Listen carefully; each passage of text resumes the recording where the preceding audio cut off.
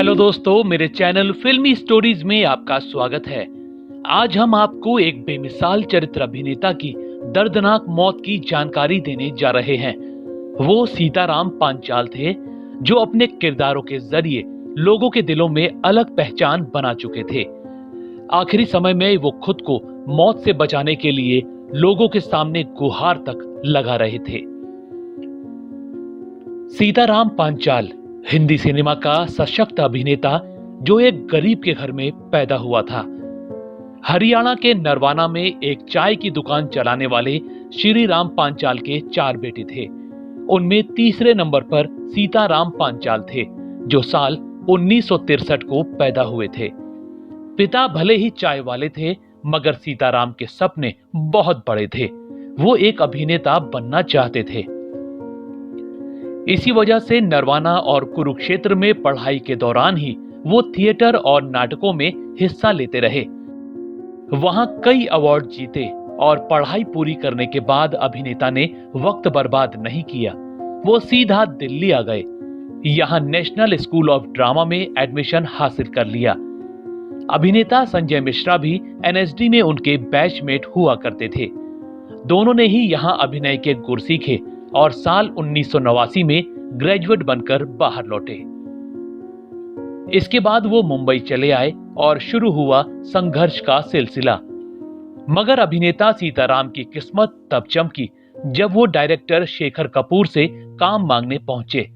शेखर उनसे काफी प्रभावित हुए और अपनी फिल्म बैंडिट क्वीन में लाला राम का किरदार दे दिया। फिल्म 1994 में आई और तहलका मचा दिया।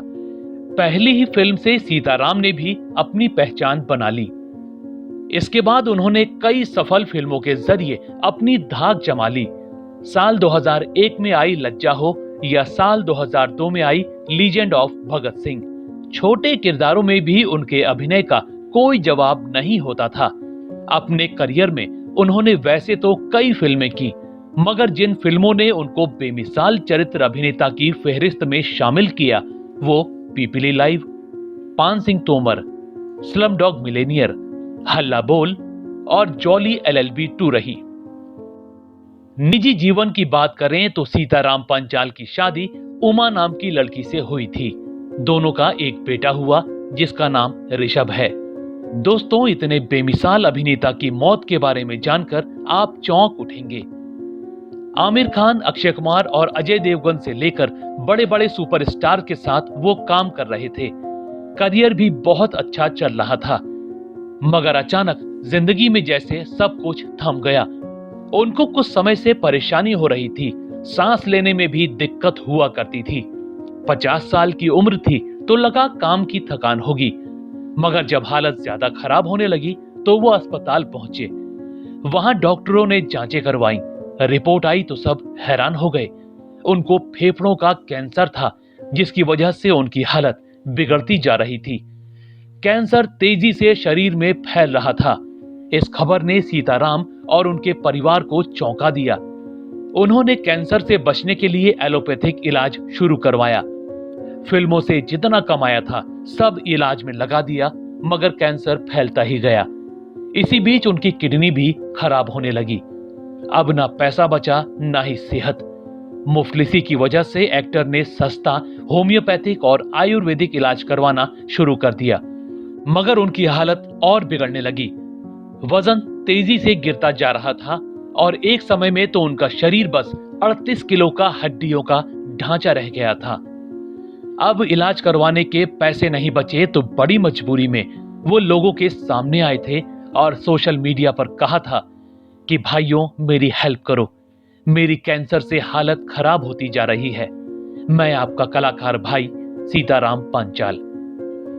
कुछ मदद भी मिली, मगर वो भी पूरी नहीं पड़ सकी। उनकी हालत बहुत ज्यादा ही बिगड़ने लगी।